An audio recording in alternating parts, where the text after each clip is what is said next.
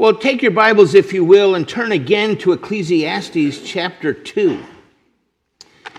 As you know, if you have been with us for our verse-by-verse study of Ecclesiastes, this most interesting and important book is, in essence, the journal of King Solomon of Israel.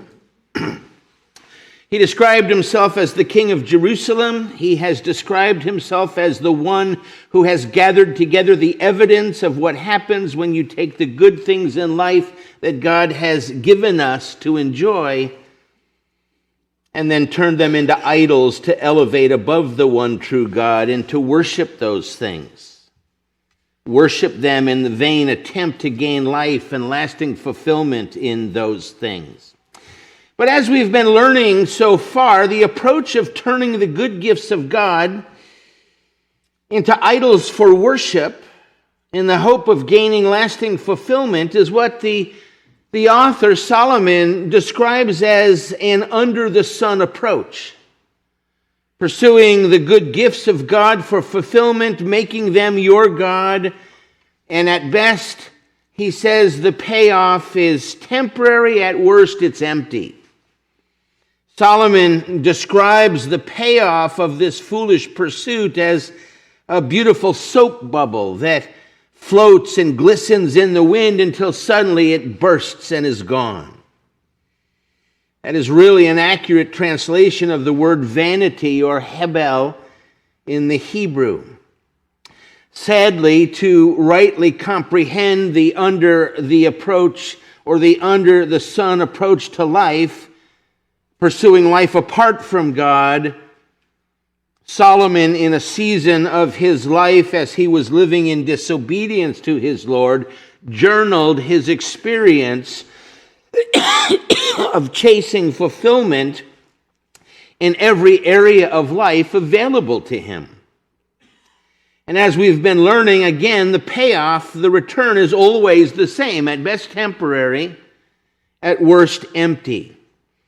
As I've told you a couple of times now, one of the best passages to describe what Solomon is doing in his journal is found in Jeremiah 2:13 and 14.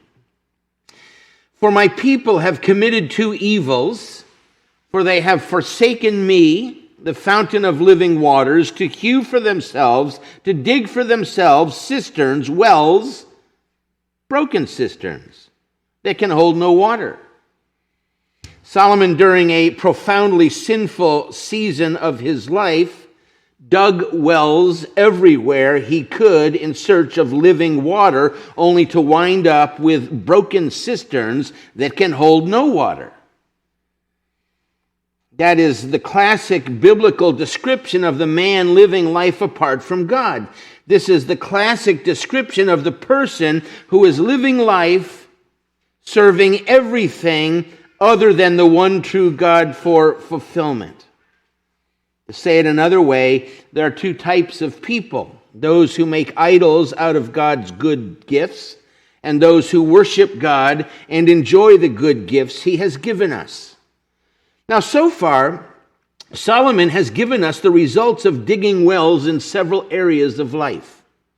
He began by telling us the result of every pursuit of fulfillment with the under-the-sun approach. It resulted in emptiness, he said, total emptiness. Nothing he pursued apart from God resulted in lasting satisfaction.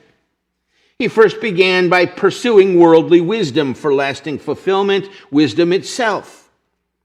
Then the differing approaches that man takes to pursuing wisdom.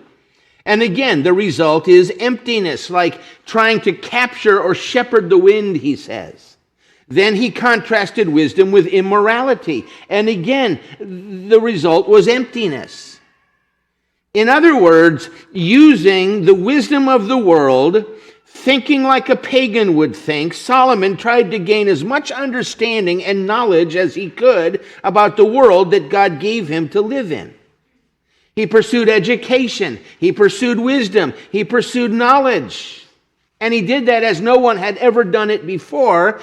And the fuller his mastery of those fields, the emptier they seemed. He then described his pursuit of pleasure. He pursued lasting fulfillment in comedy. Result, emptiness. Fine wine while sober. Result, emptiness. He built beautiful, massive buildings. Result, emptiness. He planted vineyards. The result, emptiness. He built gardens and parks. He planted all kinds of fruit trees, like in the Garden of Eden. The result, emptiness. He developed sophisticated irrigation systems to irrigate it all. Marvels of engineering. World-renowned. The result, emptiness. He purchased male and female slaves who produced more homeborn slaves. Result, emptiness. He possessed flocks and herds larger than all who preceded him in Jerusalem. Emptiness. He collected silver and gold and the treasure of kings in provinces. The result, emptiness. He provided for himself male and female singers. The result, emptiness. He provided for himself many concubines for sexual pleasure. Result, emptiness. He pursued and purchased everything in life he wanted. Nothing stopped him. He chased it all because he believed he deserved it all, and the result was emptiness. His conclusion? The conclusion of the wisest man who ever lived? Look at verse 11. Verse 11. Thus I considered my activities, which my hands had done, and the labor which I exerted. I worked so hard to accomplish this, and behold, check this out. All of it was vanity, that soap bubble. And it was striving after wind, and there was no profit under the sun. It was all, he says, nothing more than a soap bubble that soon would burst. It was like trying to shepherd or capture the wind. It all resulted in emptiness because in an under-the-sun approach, which is all done apart from God, the result will always be the same. Emptiness. Now that catches us up. Follow along as I read our passage for this evening, beginning in verse 12. So I turned to consider wisdom, madness, and folly, for what will the man do who will come after the king except what has already been done? And I saw that wisdom excels folly as light excels darkness.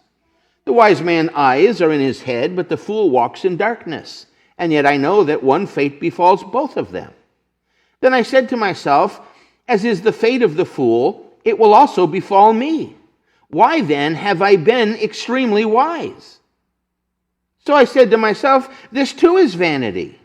For there is no lasting remembrance of the wise man, as with the fool, inasmuch as in the coming days all will be forgotten. And how will the wise man and the fool alike die? And how the wise man and the fool alike will die? So I hated life. For the work which had been done under the sun was grievous to me, because everything is futility and striving after wind. Thus I hated all the fruit of my labor for which I had labored under the sun, for I must leave it to the man who will come after me. And who knows whether he will be a wise man or a fool? Yet he will have control over all the fruit of my labor for which I have labored by acting wisely under the sun. This too is vanity. Therefore I completely despaired of all the fruit of my labor for which I had labored under the sun. When there is a man who has labored with wisdom, knowledge, and skill, then he gives his legacy to one who has not labored with him. This too is vanity and a great evil. For what does a man get in all his labor and in his striving with which he labors under the sun? Because all his days, his task is painful and grievous. Even at night his mind does not rest. This too is vanity. There is nothing better for a man than to eat and drink and tell himself that his labor is good. This also I have seen, that it is from the hand of God. For who can eat and who can have enjoyment without him? For to a person who is good in his sight, he has given wisdom and knowledge and joy, while to the sinner he has given the task of gathering and collecting, so that he may give to one who is good in God's sight. This too is vanity and striving after wind. Here's our outline. We've been looking and working through this outline. The empty pursuit of wisdom, the empty pursuit of pleasure. Part of that was the empty pursuit of possessions. And now we come first in our passage to a mini conclusion. Solomon will do this many times throughout this book. He'll start with the conclusion, which is emptiness. He'll explain the issues. He'll conclude with emptiness again. Here's a mini conclusion, verse 12. So I turned to consider wisdom. He made a purposeful choice to begin to consider wisdom, madness, and folly. Now, if these words sound familiar, well, it's because he said almost the exact same thing back in chapter 1, verse 13. He said he applied his heart to seek and search out by wisdom. And again, he said in chapter 1, verse 17, he applied his heart to know wisdom and to know madness and folly. In other words, Solomon tells us that he was continuing to consider what he had considered before. To say it another way, he keeps on looking for an answer we know he's not going to find because he is looking at the good gifts of God from an under-the-sun perspective. Solomon has not found what he's looking for, and so he's going to go back and recover the territory that he's already covered. Now look at verse 12. Madness and folly go together. Those two go together. They stand opposite of wisdom.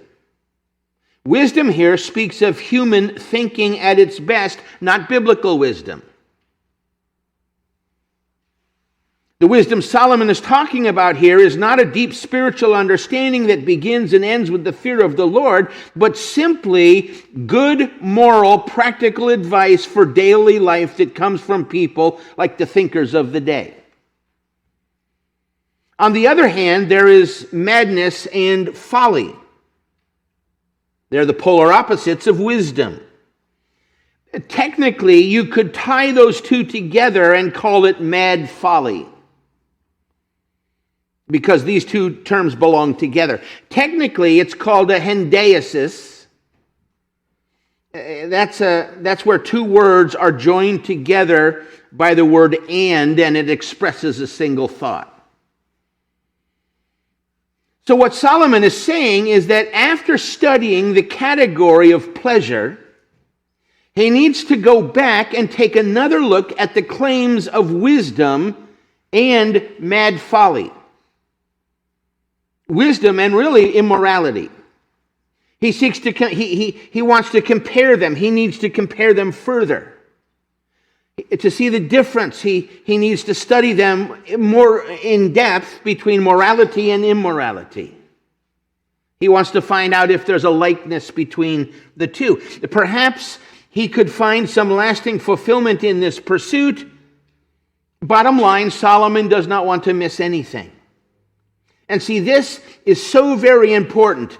This is so important so that no one can ever say, well, Solomon just wasn't thorough enough. He didn't study it as thoroughly as he could. Well, yes, he did the first time, and yes, he did the second time, and yes, he did the third time. You see this in the second half of verse 12. For what will the man do who will come after the king except what has already been done? For what will the man do who will come after the king except what has already been done?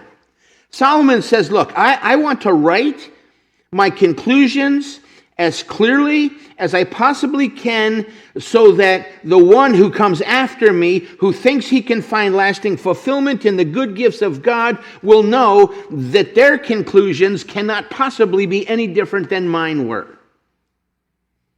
That's because Solomon was pursuing all these things with a God-given wisdom no one else will have, and resources that no one else could have. Solomon alone is in a unique position to do this correctly and completely. And if he cannot find lasting fulfillment with an under-the-sun approach, then no one else will be able to do it either. Now notice that Solomon concludes that there is a payoff for wisdom. Worldly wisdom is at least better than mad folly. Verse 13. And I saw that wisdom excels folly. Wisdom, again, worldly wisdom. I saw that worldly wisdom excels folly as light excels darkness. The wise man's eyes are in his head, but the fool walks in darkness. And yet I know that one fate befalls them both. Solomon uses an emphatic personal pronoun to stress this point, that he has personally studied this sufficiently to reach this conclusion. The two are as different as night is from day, darkness is from light. The word excels, that means that there is so much more profit. He uses the same word in chapter 1, verse 3. What advantage does a man have? Chapter 2, verse 11. There was no profit under the sun. In other words, in all the pursuits he has carried out, Solomon admits that there is something relatively profitable about worldly wisdom. How is worldly wisdom profitable? Well, just as a torch makes walking in the darkness much easier and safer, wisdom, even worldly wisdom, is profitable. He gives us an illustration, verse 14. The wise man's eyes are in his head, but the fool walks in darkness. Wise man, worldly wise man. The wise man is like the one who sees and can therefore avail himself of many advantages and avoid many inconveniences and many potholes. The foolish man stumbles around in the dark like a blind man. This makes sense. Wisdom enables a person to do better in daily life. A wise person, one who has eyes in his head, is more likely able to avoid getting into trouble and to be a benefit to society than a foolish one who he describes as a blind man walking around in the darkness. One who sees clearly in the light certainly has a distinct advantage over one who gropes cautiously in the dark. And the point is, wisdom has an immediate profit even under the sun. The value of wisdom is not simply that it gives light, but that it enables one to see more accurately. It gives vision, not just illumination. And to say that the wise person has eyes in his head means that he can actually see what he is doing and where he's going. He has a useful perception of life. By contrast, the fool does not have eyes at all, but walks in darkness. The darkness is not just around him, but inside him, because he has no eyes with which to see. So, worldly wisdom is better than immorality. But there's a downfall to worldly wisdom. It has its limitations as well. Verse 14, and yet I know that one fate befalls them both. They both have a problem. In other words, Solomon says, in the end, it doesn't really matter if you exercised worldly wisdom or you were a fool, because either way you are going to die. You were a worldly wise man, congratulations. You're going to die. No different than the fool.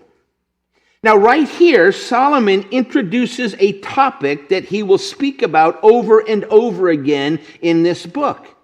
This is the great equalizer, death. He's going to develop the thought in verses 14 through 17 and then again in 18 through 23. Bottom line, the worldly wise man and the fool have something in common. They both will die. Verse 15. Then I said to myself, as is the fate of the fool, it will also befall me. Why then have I been extremely wise? In other words, Solomon says, I pursued worldly wisdom with the best of my being. And yet, I am still going to die just like the fool will.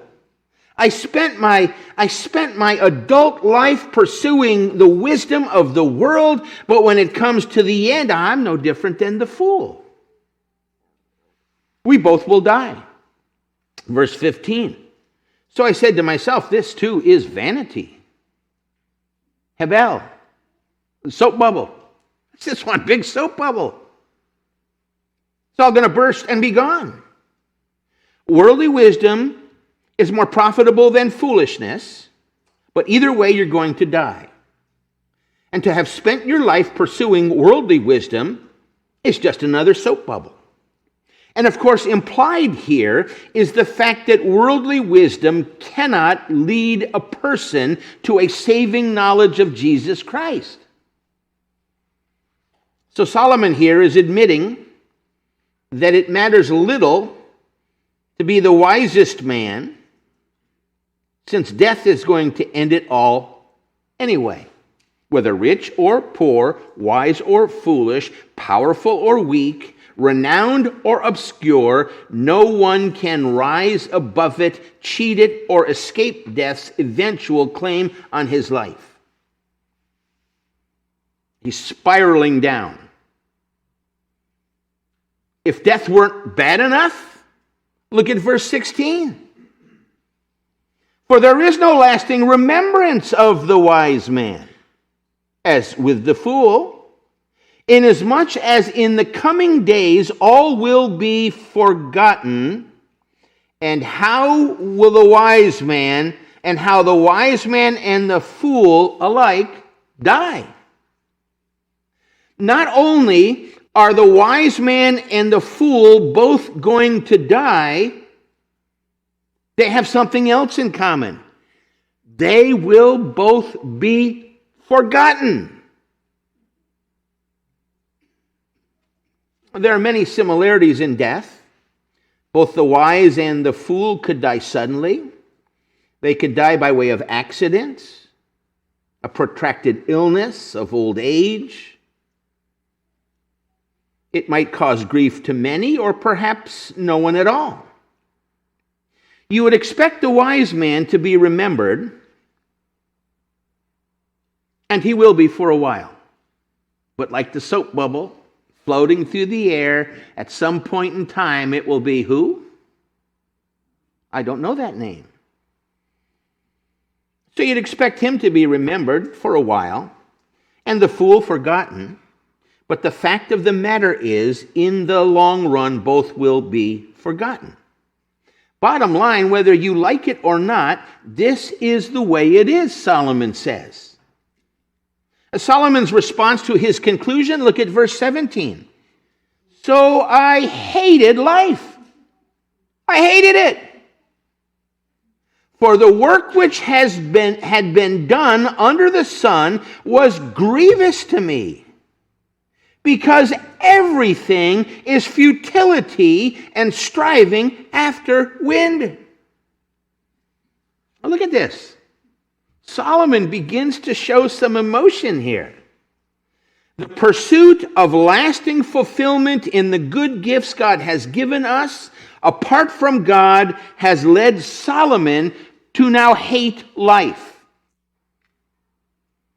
to hate his many accomplishments, to despair overall, forcing him to admit yet again that it had all been one big, massive mirage, one big, massive soap bubble.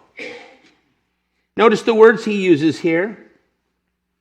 After doing his homework, he concludes that he now hates life. Why? He gives 3 reasons. Good preacher, 3 points. Verse 17, so I hated life. Here's why. For the work which had been done under the sun was grievous to me. In other words, the pressure of it all was debilitating to him. It was a constant source of grief to him, he says. Secondly, verse 17, because everything is futility. What he thought he was pursuing was nothing more than a mirage. It was an optical illusion. In other words, it did not begin to deliver what he believed it would deliver.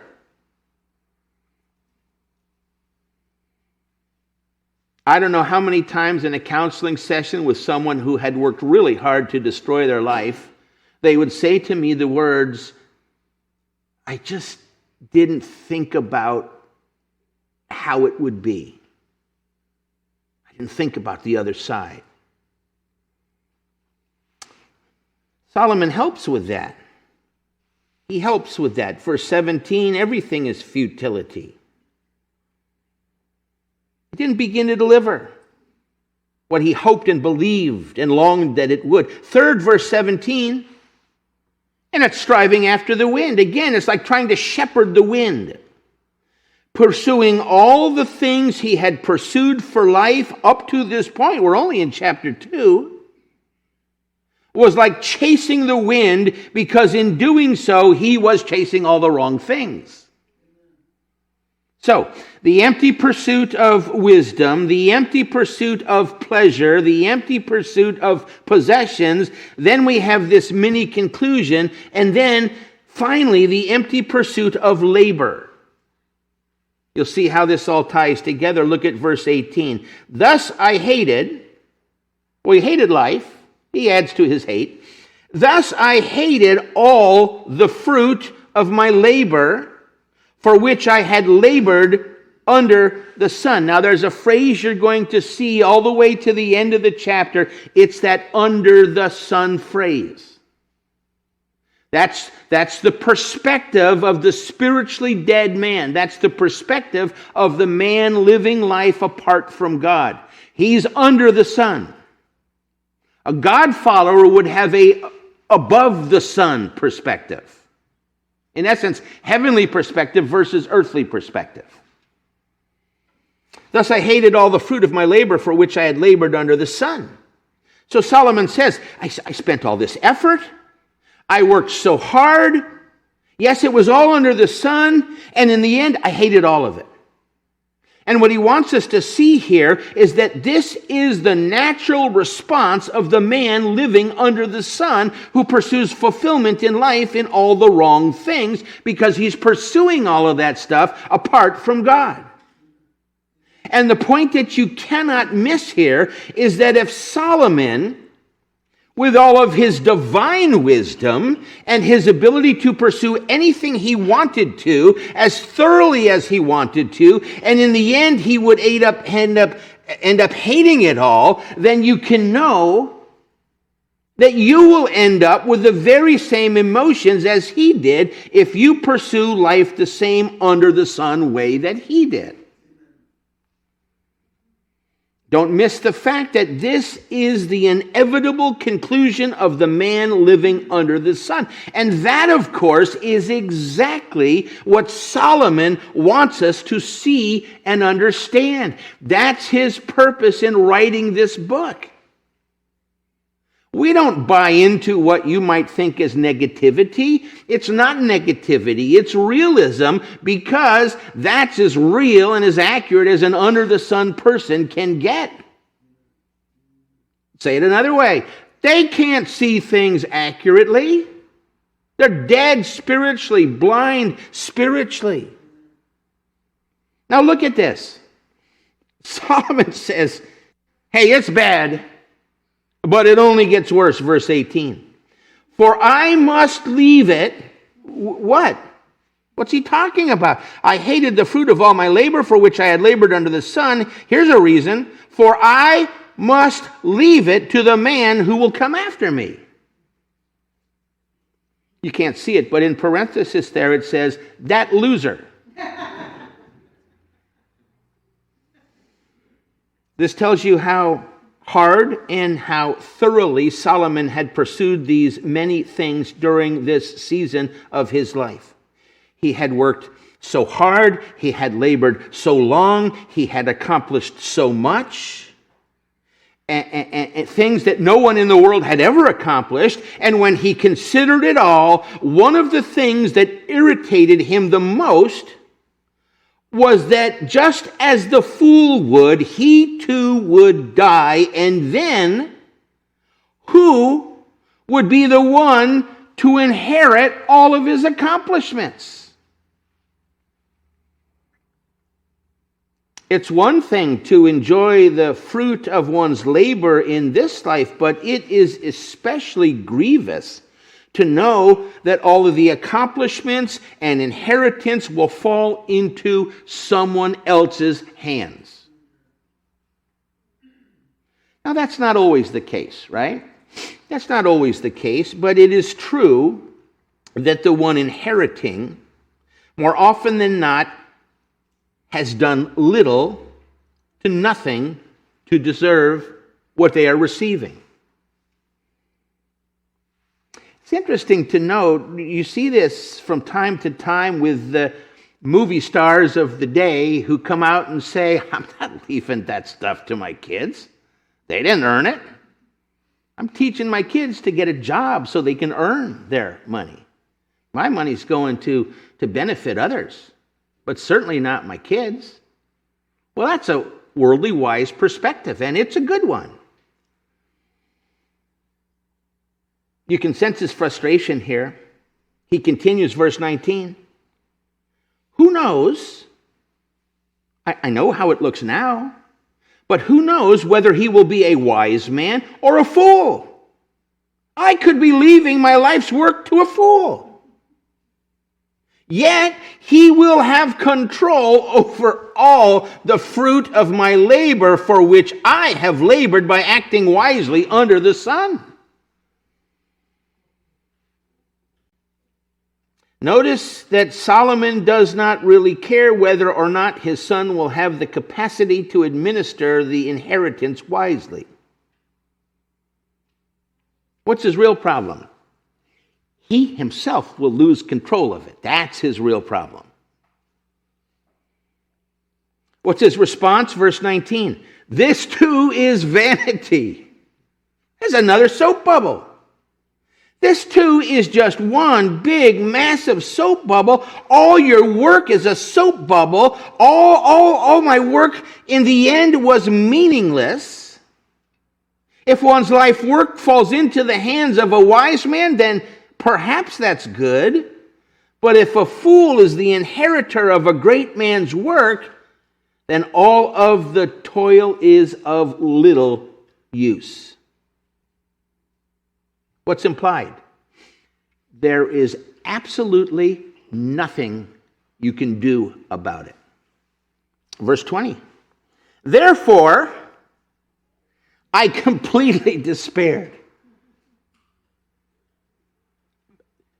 I became despondent.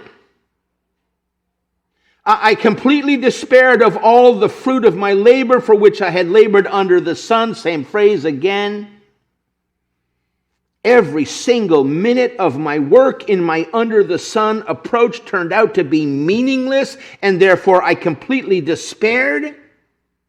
The grammar there tells us that he purposely, deliberately turned to despair.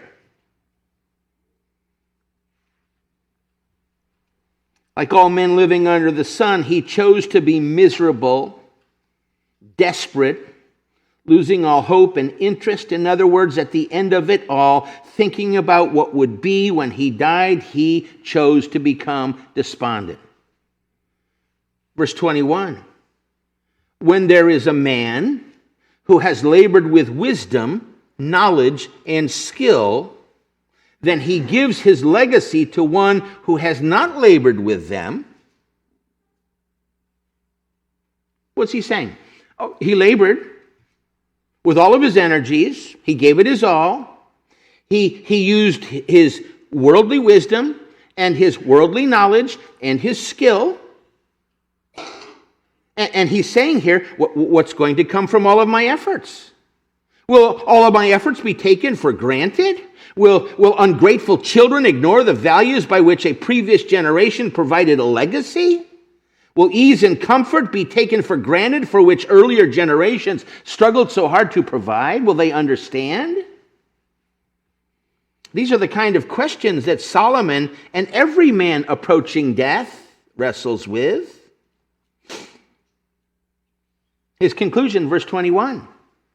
This, too, is vanity. Hebel, emptiness, futility, and it's a great evil.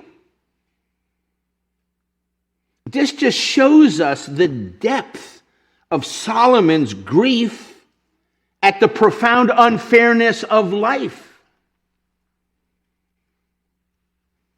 In other words, he concludes that it is literally morally wrong. You can just hear him. This is wrong. It's wrong. Now, we can't know if Solomon is speaking about his son Rehoboam, but as if he were prophesying when Solomon died, he left all of his earnings as a bequest for his oldest son, King Rehoboam. Solomon may not have known whether or not his successor would be wise, but we do.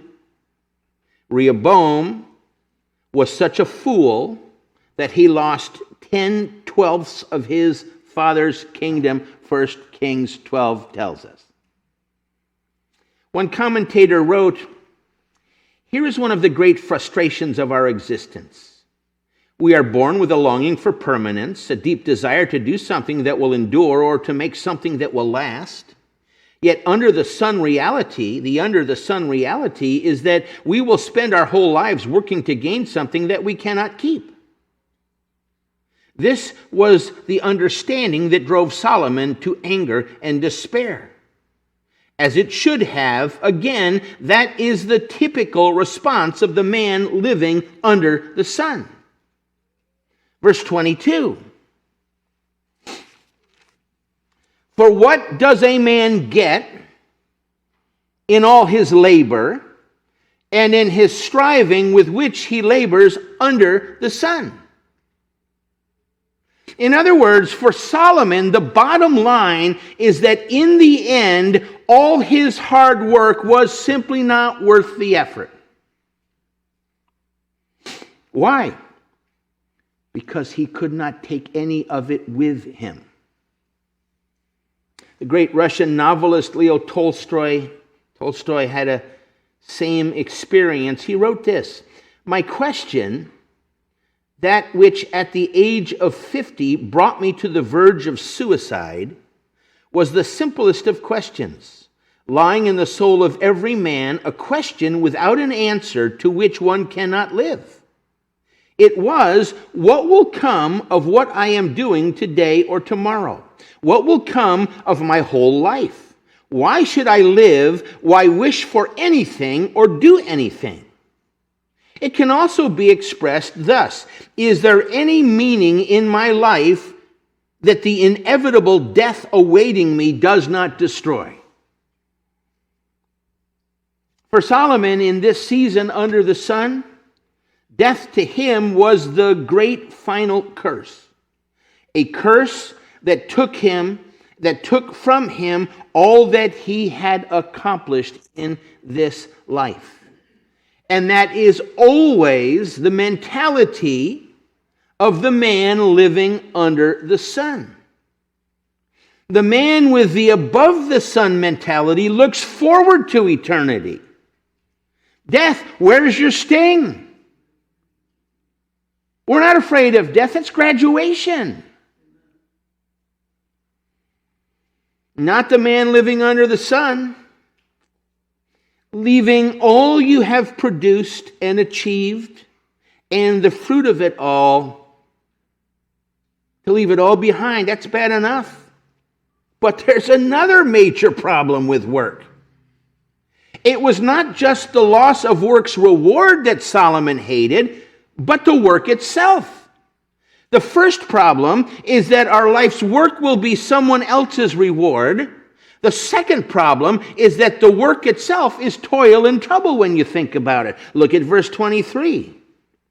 Because all his days, his task is painful and grievous.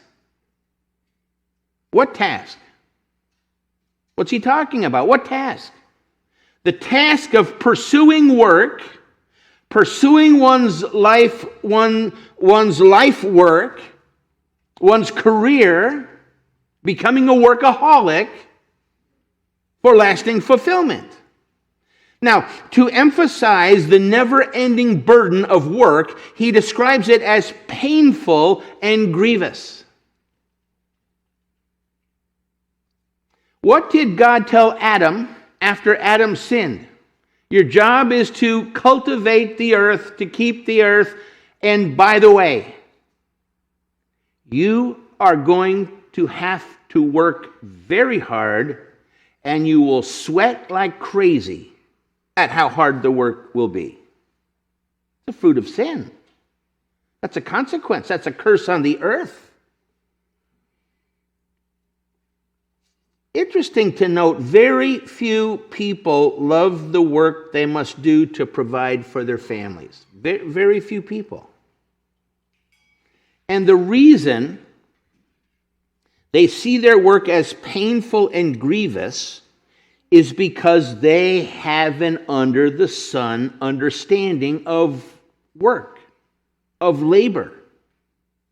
And with the wrong perspective, regardless of the job, it always takes its toll on us. Hard work can be exhausting for the soul as well as for the body. There's too much strain without much gain. Well, then even beyond that, there's the emotional toll that work takes on the individual. Look at verse 23. Even at night his mind does not rest. And commentator Ryken writes this: think of all the worry that work brings. Sometimes we are anxious about having enough work to support ourselves and our families.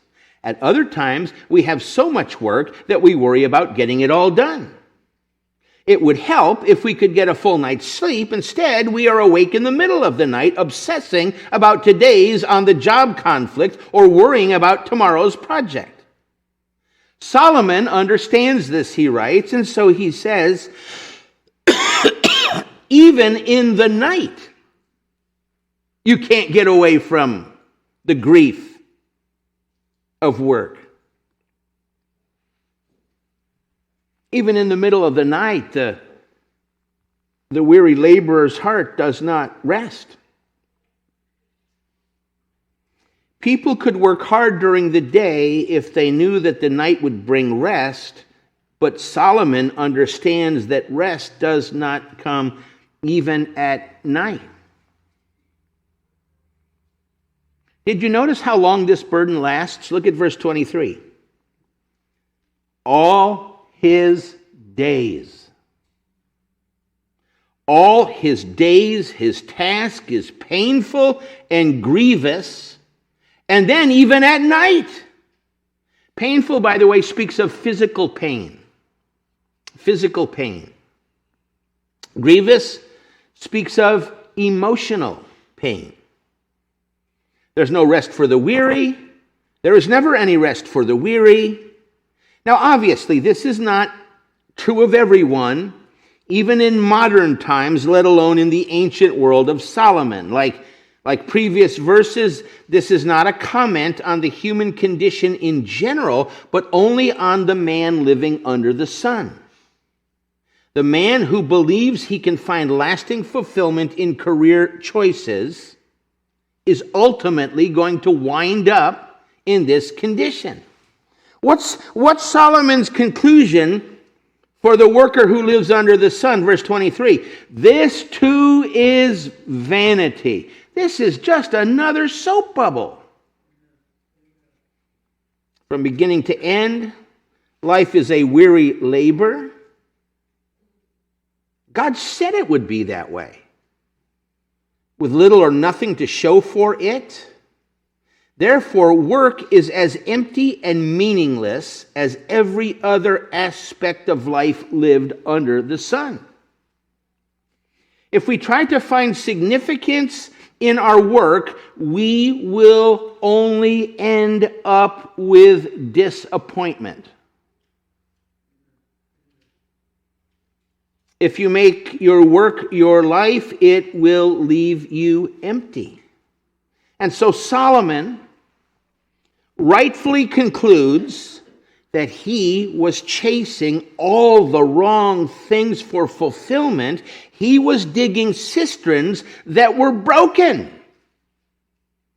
And so to sum up this section, the pursuit of pleasure and success is empty. It results in emptiness, vanity, soap bubble. The pursuit of knowledge and wisdom to solve the problem of emptiness is itself empty. What's he saying? The experiment has failed. It's failed. How then shall we live? How else can human beings find fulfillment in this life? Well, he's going to give us an answer right here. An answer is offered in the final verses of this section. Look at verse 24. There is nothing better for a man than to eat and drink and tell himself that his labor is good. Solomon has faithfully communicated the folly, the foolishness, the brokenness, the senselessness of life without God, of seeking lasting fulfillment in the good gifts God has given man in this life. However, he says, the man with the above-the-sun perspective understands that it is possible to enjoy those good gifts from God. From the most trivial things to the most important things. But no man can do that apart from God. Verse 24. This also I have seen that it is from the hand of God. It is God, he says, and God alone who enables a man to have an above-the-sun perspective. Now, this is the first of what are called carpe diem passages in Ecclesiastes. Solomon will repeat this principle in various forms over and over again. This really is the song of Ecclesiastes. But everyone focuses on that recurring bass note. That is the fruit of the life under the sun. The melody is these carpe diem passages. You can enjoy life. You can enjoy your wife and your husband and your family and your friends and your job. You can enjoy all the things you have in life. So eat, drink. People take that, well, he's talking about, hey, eat, drink, and be merry. That's the guy who's sloshed all the time, drunk out of his head. No, that's not what it's talking about. It's talking about you can enjoy the most basic things in life to all of the things in life if you do it with God. It's all available to man as the gift from God, both the blessings and, catch this, the ability to enjoy them. Remember this, in the beginning, God designed the world so that we would enjoy the material blessings he gave us as a means to worship him. Wow, I have health. Thank you, God. Thank you, Lord. I have a job. I don't love my job, but I have a job. It provides for my family. Thank you, Lord. As we participate in the good gifts God gave man, it would cause us to thank God for his goodness. But human sin distorted that, and so now we look to the created things for the satisfaction only God can provide. Not only is that rebellion against God, but it also eliminates the possibility of us enjoying those things. And so man digs new cisterns, not knowing that more or difference will never satisfy us, only God can. He changes out his idols one after another, believing that the next one is the one that will bring lasting fulfillment. And again, the problem is not in the things in and of themselves, but rather the value that we place in them. Why? Because they cannot ever satisfy. And so if anyone is having trouble finding enjoyment in this life, it has to be because God is not at the center of their life. He's the one who gave the good gifts, and he's the one who gives us the ability to enjoy the good gifts. Which is why, by contrast, the eating and drinking that Solomon says can be enjoyed, they come directly from the hand of God. That's what Solomon says. Look at verse 15. For who can eat and who can have enjoyment without him? You see, he took a turn here, right? Verse 24, 25, 26, he took a turn.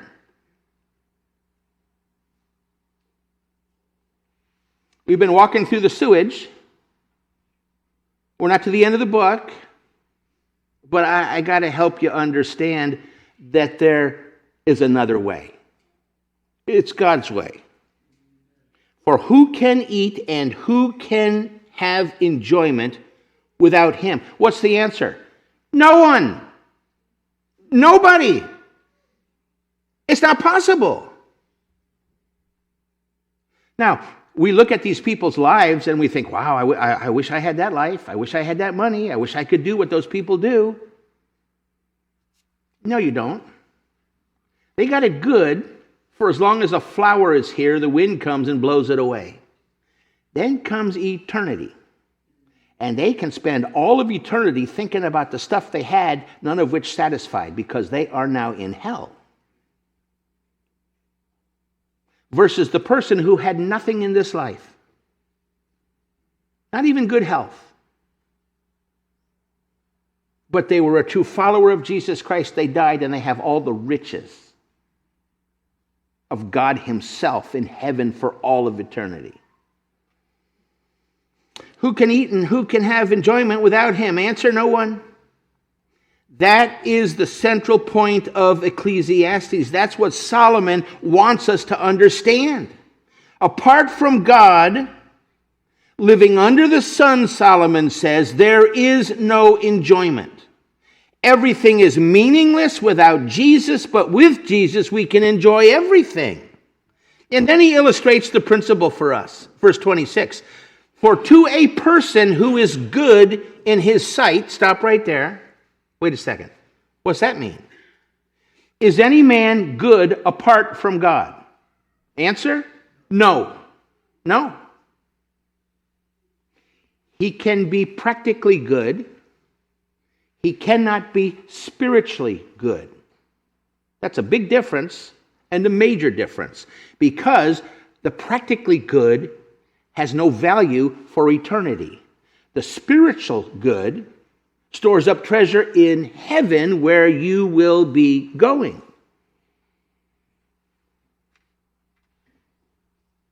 Is any man good apart from God? No. All men are sinners and enemies of God unless and until God enables them to become true followers of God.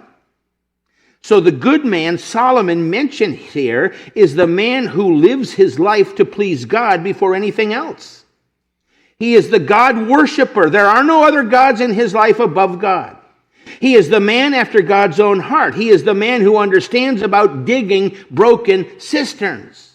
He is the man who has been enabled by God to understand that all that is in the world, the lust of the flesh, the lust of the eyes, the boastful pride of life, that doesn't come from God. It's from the world, and the world is passing away along with its lusts. To the God follower, look what God gives. Verse 26. He has given wisdom and knowledge and joy. What about the God rejecter, the one Solomon calls the sinner? While to the sinner, God has given the task of gathering and collecting, here's why, purpose clause, so that he may give to the one who is good in God's sight. This too is vanity and striving after wind. In other words, by the design of God, God does not allow the sinner, the one living under the sun, to ever gain lasting fulfillment or satisfaction in anything in life. And in those things, he does get some temporary satisfaction. The blessing ultimately goes to the one who's the good person, spiritually good, true follower of God. Why does God design that all these things be miserable? So that the frustration of living life under the sun will drive the man to look to God. And as the spiritually dead man looks to God, God will respond in love, drawing that man to himself, enabling him to become a true follower of God. So let me wrap it up. Verses 24 through 26 is the conclusion to this first section. Fulfillment in life cannot be found in and of life itself or any one of the good things God has given man. All of the good gifts in life, health, riches, possessions, position, sensual pleasures, honors, prestige, they slip through one's hands unless they are received as a gift from God. I'll say it again. Everything in life God has given man is designed by God to fall short of providing lasting fulfillment. Why? So that man will turn to God.